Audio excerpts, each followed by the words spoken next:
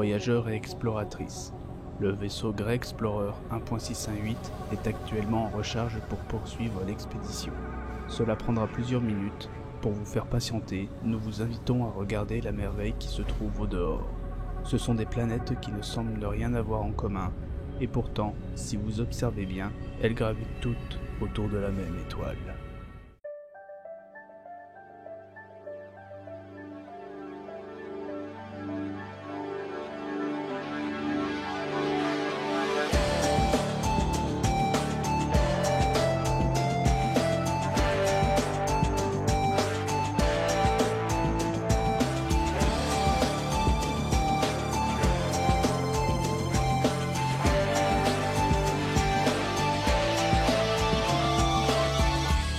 Je vous propose d'explorer 3 planètes de ce système qui ont en commun le mythe de Sisyphe.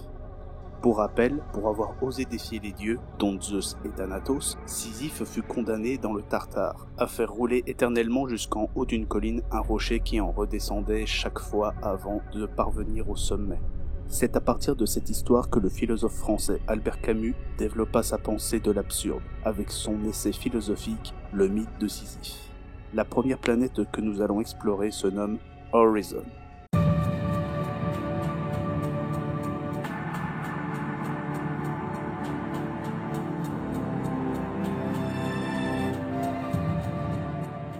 Horizon est un webtoon, une bande dessinée coréenne publiée en ligne, écrite et dessinée par Ji Hoon-jun. Dans un monde apocalyptique où le chaos et l'amoralisme font loi, 2 enfants se rencontrent, le garçon et la fille. Ils décident de faire chemin ensemble afin de découvrir ce qu'il y a au bout de la longue route. Tout ce qu'ils espèrent, c'est pouvoir continuer, simplement aller de l'avant. Cette bande dessinée montre la tragédie qu'Albert Camus nous a laissée dans ses écrits, celle de l'absurdité. Une affirmation décrit souvent que ce serait le monde qui est absurde. Mais cela n'est pas aussi simple. Ce n'est ni le monde ni la pensée humaine qui est absurde pour Camus, mais lorsqu'on utilise le second pour tenter de répondre au premier. L'absurde naît de cette confrontation entre l'appel humain et le silence déraisonnable du monde. C'est la recherche de sens de l'humain, d'unité et de clarté face à un monde déraisonnable. Une grande partie de notre vie est construite sur l'espoir de demain, mais demain nous rapproche de la mort, l'ennemi ultime. Les gens vivent comme s'ils ne connaissaient pas la certitude de la mort. En vrai, le monde est un lieu étranger, étrange et inhumain. La vraie connaissance est impossible, et la rationalité ne peut pas révéler les explications du monde. Les explications tombent fatalement dans des abstractions et des métaphores dénuées de signification. À partir du moment où l'absurde est reconnu, elle devient une passion, la plus pénible de toutes. Comment ne pas qualifier ainsi le monde dépeint dans Horizon ? Le monde est réduit en cendres, les explosions et le sang fusent devant les yeux du jeune garçon qui ne réagit pas devant le corps de sa mère, sauf vouloir remettre les morceaux de sa tête en place, comme si c'était un mécanisme simple à réparer. Un comportement qui laisse le lecteur dans l'incompréhension, lui qui veut trouver un sens à cette scène, alors qu'il n'y en a tout simplement pas. Une introduction qui nous place déjà dans l'absurdité, rappelant la première phrase du roman « L'étranger », faisant partie du cycle de l'absurde de Camus. Aujourd'hui, maman est morte. Le garçon comprit l'absurdité de toutes ces choses, et devant tout ça, le garçon commença à marcher. Il marchait tout simplement. Puis, il rencontra la fille, et ensemble, il et elle marchèrent juste, parce qu'il n'y a rien d'autre à faire.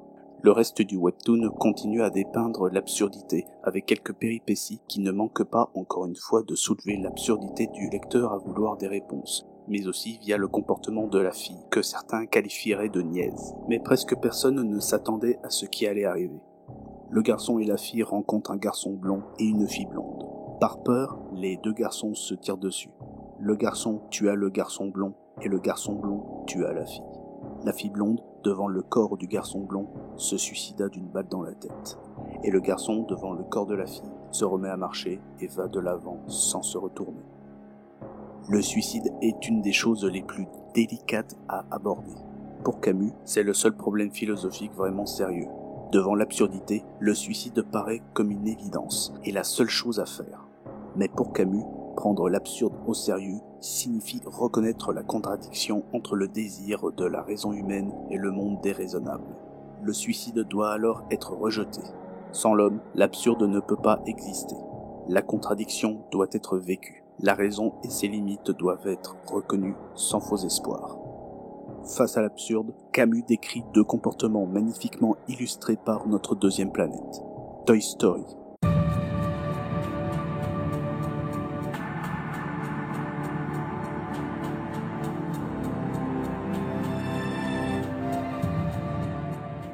Toy Story est un film d'animation en images de synthèse des studios Pixar, réalisé en 1995. Lorsque les enfants ne sont pas dans leur chambre, les jouets s'animent, déterminés à offrir à leur maître le meilleur divertissement.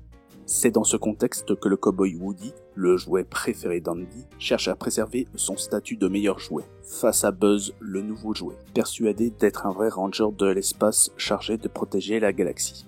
Malgré son aspect enfantin, le film se veut mature, tant dans ses propos que dans ses personnages, plus encore si on le regarde d'un point de vue de la philosophie de Camus. Nous nous intéressons ici à la scène où Woody et Buzz, alors prisonniers de la chambre de Sid, discutent de la nature même que d'être un jouet. Buzz, qui était persuadé d'être un ranger de l'espace chargé de protéger la galaxie, découvre ce qu'il est réellement, juste un jouet. Buzz comprend l'absurdité de sa condition. Il est, selon Camus, le suicidaire. Il ne voit plus aucun sens à son existence et se laisse attacher la fusée dans le dos, renonçant ainsi à tout. Oh, je t'en prie, Buzz, viens! Buzz, j'y arriverai jamais tout seul! J'ai besoin de ton aide. Je ne peux pas t'aider. Je peux aider personne. Mais bien sûr que si, Buzz! Tu peux m'aider à sortir et ensuite je t'enlèverai cette fusée et on pourra filer chez Andy! Chez Andy ou chez Sid. Après tout, quelle différence? Oh, Buzz, tu viens de tomber de haut, tu n'as pas les idées en place. Non, Woody. Pour la première fois, au contraire, j'ai les idées en place. C'est toi qui avais raison, je ne suis pas un ranger de l'espace. En fait, je ne suis qu'un jouet minable, stupide et insignifiant. Mais Woody est là pour lui montrer qu'être un jouet, c'est quelque chose de grand. Il est, selon Camus, le héros absurde. Il fait face à l'absurdité de la vie. Il va même jusqu'à l'apprécier, recherchant toujours la même flamme, la même passion qui l'anime. Hey, une petite minute. Moi, je trouve qu'un jouet, c'est beaucoup plus qu'un ranger de l'espace. Tu parles. Non, c'est vrai. Écoute, en face, il y a un enfant qui trouve que tu es le meilleur. Et pas parce que tu es un ranger de l'espace, mais parce que tu es un jouet. Tu es son jouet. Mais pourquoi Andy aurait-il besoin de moi? Pourquoi Andy aurait besoin de toi? Mais réfléchis une seconde. Tu es un Buzz l'éclair. N'importe quel jouet vendrait ses pièces détachées pour être toi. Tu as des ailes. Tu brilles dans le noir. Tu parles. Ton casque fait ce truc insensé. Wouch, crac. Tu es vraiment super comme jouet. Camus affirme lorsque Sisyphe reconnaît la futilité de sa tâche et la certitude de son sort, il est libre de réaliser l'absurdité de sa situation et de parvenir à un état d'acceptation. Devant le discours de Woody, Buzz accepte pleinement sa condition. Il n'a plus besoin de créer du sens. Buzz, mais qu'est-ce que tu fais? Je croyais que... Au boulot, shérif. En face, il y a un enfant qui a besoin de nous. Il faut d'abord qu'on sorte de là. Comprendre l'absurde implique de comprendre tout ce que le monde déraisonnable a à offrir. C'est une liberté d'affirmation qui permet de s'élever en tant qu'être humain. Mais pour Camus, cela n'est pas assez. Il n'y a qu'un seul moyen de vivre avec l'absurdité, ce qui nous conduit à notre troisième planète, Black Mirror.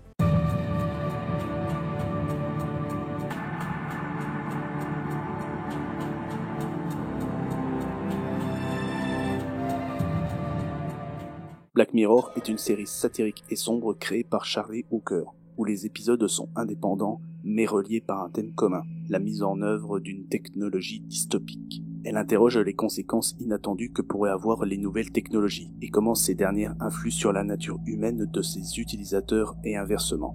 L'épisode qui nous intéresse ici est le deuxième épisode de la première saison, intitulé 15 millions de mérites. Dans un futur probablement proche, les gens doivent pédaler sur des vélos d'exercice pour alimenter la société en électricité. Afin de motiver le peuple à pédaler, ils gagnent une monnaie virtuelle appelée mérite, en fonction des kilomètres parcourus.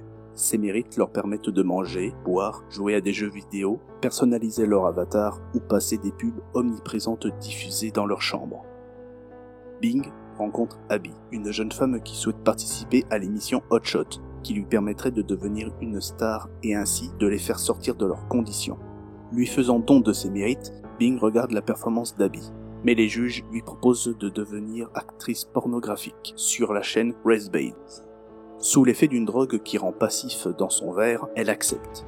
Bing, fou de rage et de désespoir, regagne ses mérites et participe à l'émission Hot Shot, en évitant de prendre la drogue et en amenant un morceau de verre qu'il a dissimulé. il interrompt sa performance en direct pour dénoncer avec véhémence l'injustice du système en menaçant de se suicider.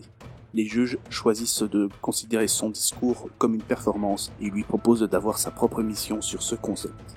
La scène finale dévoile la nouvelle vie de Bing qui a accepté le contrat. Bien que l'épisode soit une satire du divertissement et du confort physique, intellectuel et moral, nous pouvons sentir toute l'absurdité qui s'en dégage. Bing, dans un premier temps, a accepté cette société et vit au jour le jour tout comme une certaine femme qui, malgré tous les refus, participe encore et encore à Hotshot pour s'élever tel Sisyphe lui-même poussant son rocher au sommet de la montagne, bien qu'il retombe de l'autre côté à chaque fois. En empruntant la formule du philosophe japonais Kuki-Chuzo, y a-t-il du malheur? Y a-t-il de la punition dans ce fait? Je ne crois pas. Sisyphe devrait être heureux, être capable de la répétition perpétuelle de l'insatisfaction. C'est un homme passionné par le sentiment moral. Camus affirme alors « La lutte elle-même vers les sommets suffit à remplir le cœur d'un homme. Il faut imaginer Sisyphe heureux. » L'acceptation est un premier pas pour vivre avec l'absurde, mais il faut aller plus loin. Pour Camus, le seul moyen de vivre dans l'absurde est la révolte. Face à ce qui est arrivé à Abby, Bing se révolte face au système. T'as préparé un petit discours, c'est ça? J'ai pas préparé de discours. Je n'ai rien prévu. Je n'ai même pas essayé de le faire. Je savais que je devais venir ici, être ici. Je voulais seulement que vous m'écoutiez. Que vous m'écoutiez vraiment. Je veux pas voir la tronche que vous faites la plupart du temps pendant l'émission. Je veux voir ce que vous ressentez réellement. Vous choisissez quelqu'un, vous le faites monter sur la scène, et nous là, didi-da, on chante, on danse, on donne tout ce qu'on a. Et vous ne voyez même pas qu'il y a des êtres humains devant vous. Vous ne voyez pas les gens, on n'est que des pions. Manipuler les pions, c'est ce que vous aimez, parce qu'il n'y a plus que ça qui marche. Ce que vous faites, c'est la seule chose qu'on peut encore encaisser. Non, en fait, c'est pas tout. Il y a aussi la vraie douleur, la vraie méchanceté. Ouais, on attache des gros à des poteaux et on se bidonne comme des sauvages, parce qu'on en a gagné le droit. Nous, on a pédalé, eux, ils ont rien foutu. C'est des bois rien et on rigole d'eux. Parce que le désespoir nous rend tellement inhumains que nous ne savons rien faire de mieux. Tout ce qu'on connaît, c'est ça, et acheter de la merde. C'est comme ça qu'on s'adresse aux autres, c'est comme ça qu'on s'exprime, en achetant de la merde. Eh bien moi, j'ai un rêve. Mais ici, le top de nos rêves, c'est d'acheter un chapeau pour notre avatar. Un chapeau qui n'existe même pas, qui n'est même pas concret. On achète de la merde qui n'existe même pas. Montrer un vrai truc libre et beau, vous ne pourriez pas? Pas vrai. Ça nous briserait. On est tellement insensibilisés que ça nous exploserait le cerveau. On ne peut supporter la beauté qu'à toute petite échelle. C'est pourquoi quand vous en trouvez, vous ne la distribuez qu'en toute petite portion. Et encore, seulement lorsqu'elle est modelée, conditionnée et passée à travers un nombre incalculable de filtres, jusqu'à ce que ce ne soit plus qu'une suite d'images dénuées de sens pendant qu'on pédale jour et nuit pour aller où? Pour gagner quoi? Des petites cellules et des écrans minuscules, de plus grandes cellules et des écrans géants. Allez vous faire foutre! Allez vous faire foutre, c'est ça. Pour faire simple, allez vous faire foutre. Allez vous faire foutre d'être assis ici et de contribuer à empirer les choses. Allez vous faire foutre avec vos projecteurs et vos visages moralisateurs. Allez tous vous faire foutre pour m'avoir pris la seule chose qui ait jamais été authentique pour moi. Pour l'avoir serré dans vos griffes et enfermé dans un rôle, dans un jeu de rôle de manière encore plus atroce que ce que vous avez fait jusqu'à présent. Pour tout ce qui s'est passé, allez vous faire foutre. Allez vous faire foutre pour moi, pour nous, pour tout le monde. Allez vous faire foutre. Pourtant, Bing accepte la proposition des juges malgré son beau discours. Beaucoup y ont vu une faiblesse, l'appel du confort et à nouveau l'acceptation. Penser ça est pour moi passer à côté de tout le sel d'une autre interprétation que nous propose cette fin. La révolte de Camus est plus importante dans le fait de se révolter que dans les causes défendues en elles-mêmes. L'absurde ne pourra jamais être accepté. Il exige une confrontation et une révolte constante. C'est exactement ce qui se passe lorsque Bing anime son émission. Tandis que d'autres se complaient dans leur situation et jouent le jeu de la société, il sème malgré tout quelques graines de révolte dans le cœur de certains, permettant une succession de révoltes. Mais surtout, sa propre révolte continue. N'y a-t-il pas plus efficace dans la révolte que d'être à l'intérieur des murs? Être à l'intérieur peut être plus efficace que d'être à l'extérieur. Semer les graines en grand nombre est plus facile en hauteur qu'au ras du sol. Être comme Ulysse et son cheval pour détruire la société de l'intérieur. Une excellente méthode pour la révolte. C'est qu'en vérité, le chemin importe peu. La volonté d'arriver suffit à tout. Bing conservera le morceau de verre qu'il a utilisé dans sa révolte. Si on peut penser que le tapis roulant est une forme du rocher, j'aime à penser que c'est le morceau de verre qui est son vrai rocher. C'est par ce morceau de verre qu'il a pris son destin en main et qu'il peut continuer sa révolte. Toute la joie silencieuse de Sisyphe est là. Son destin lui appartient. Son rocher est sa chose. De ces 3 planètes, nous avons exploré le mythe de Sisyphe. Un formidable voyage en attendant la recharge de l'hyperespace. Maintenant, voyageurs et exploratrices, veuillez regagner vos places. Le vaisseau Grey Explorer 1.618 va reprendre son expédition.